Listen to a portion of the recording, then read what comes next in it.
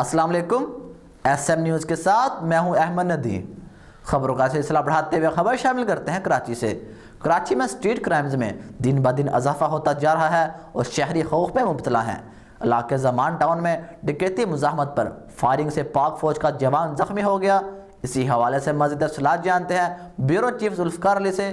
ذوالفقار آگاہ کیجیے گا۔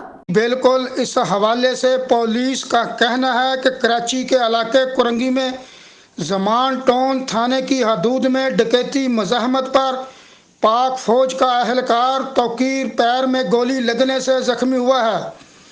دوسری جانب شہر کاج میں وائٹ کرولا گینگ کے بعد اب ڈکیت گینگ کے کرندے لال گاڑی میں وارداتیں کرنے لگے۔ گلبرگ بلاک 12 میں ملزمان نے گھر کے دروازے پر 2 شہریوں کو لوٹ لیا۔ واردات کی سی سی ٹی وی ویڈیو منظر عام پر آ گئی۔ ویڈیو میں لال گاڑی کو گلی کا چکر لگاتے دیکھا جا سکتا ہے۔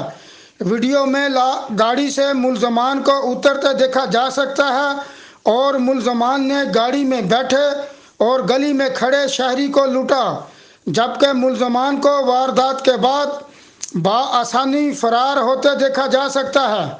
سی سی ٹی وی فوٹیج میں ملزمان کو واضح دیکھا جا سکتا ہے، مگر پولیس ملزمان کو گرفتار کرنے میں ابھی تک ناکام نظر آ رہی ہے۔ بہت شکریہ ذوالفقار تفصیلات سے آگاہ کرنے کے لیے۔